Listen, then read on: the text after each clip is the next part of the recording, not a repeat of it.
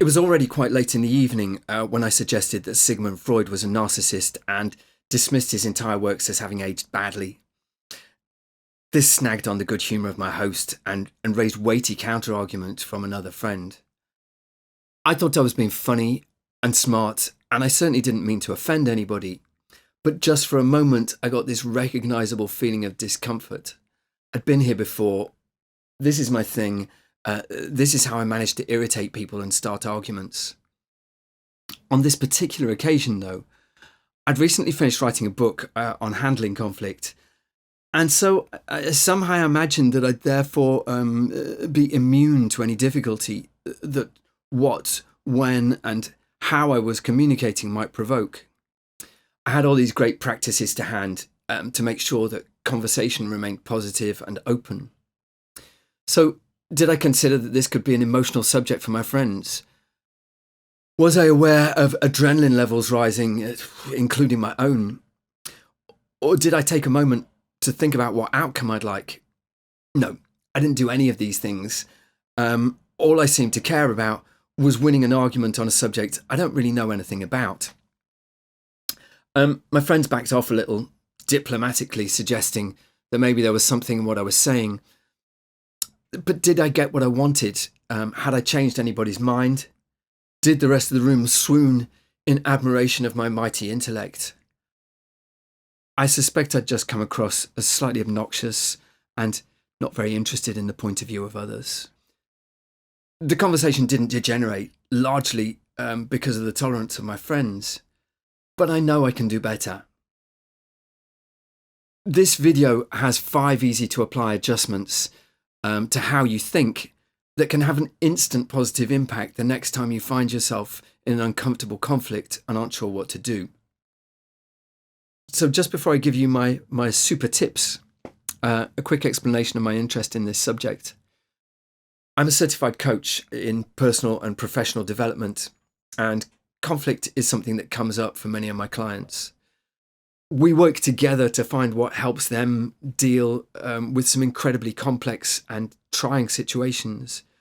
And this has allowed me to gather some great and powerful practices. I've also done some specific training in managing conflict, and I've written a short book on it. But most of all, I'm a human being who is awful in conflict. And so I have to use these tips myself on a near daily basis, and they help. Okay, so tip number 1 is simply to be aware of yourself.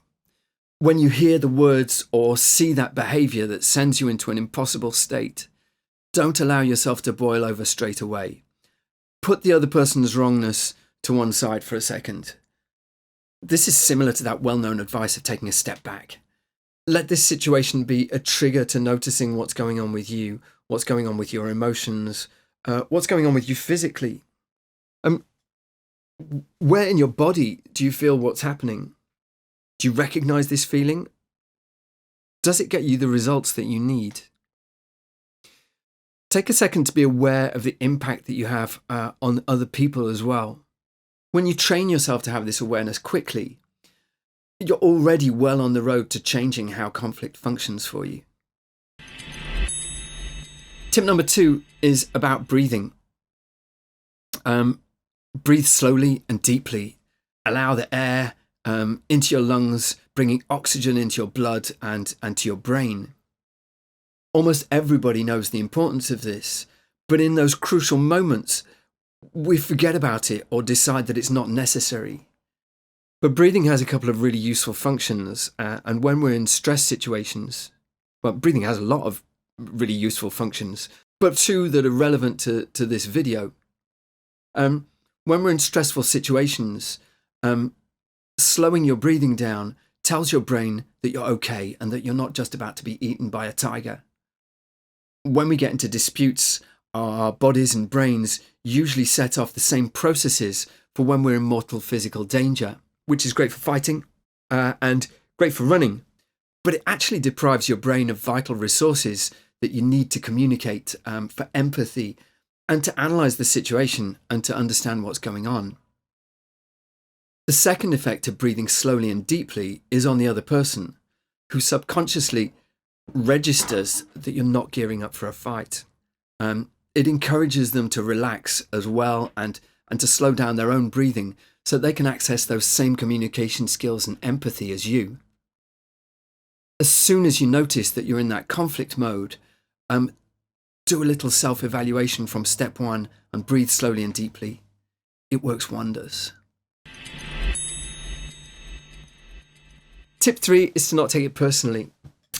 However much it may seem so, this isn't about you. The other person has needs, fears, or misunderstandings that belong uniquely to them. And their position is based on experiences and emotions that are not accessible to you. They're doing what they think is necessary for them to get through this, just as you are. Making this about you is a projection of your own emotions. So get out of the other person's head. If you think you already know what's going on for them, then you're almost certainly wrong. And you're not listening. You're setting things up for difficulty. Ask some questions you don't know the answer to. Tip 4 is to think about what outcome you would like from the conflict. What would be the best result? Most conflict generates outcomes that nobody wants. And yet sometimes good things can happen. You're the only person that can know what behaviour will work for you, but be honest with yourself. Sometimes the best outcomes can be as simple as good communication. What will help the other person lower their guard, feel safe and open to communication? What could you do to facilitate that? Point number 5 is about identity. What would an ideal version of you be like in conflict? If you're thinking of Kung Fu master or some kind of warrior, that could be cool, but winning through force isn't the objective of this video, and you won't always be the most powerful person in a dispute. So perhaps you could imagine a character from a book or a film, or a person you know, who remains calm, who listens, who is compassionate, wise, charismatic perhaps. What would their body language be like? What would their voice be like? What qualities or attributes would you like to be available to you in those difficult moments? You can step into this character and wear them like a suit. This identity is a choice you can make whenever you need.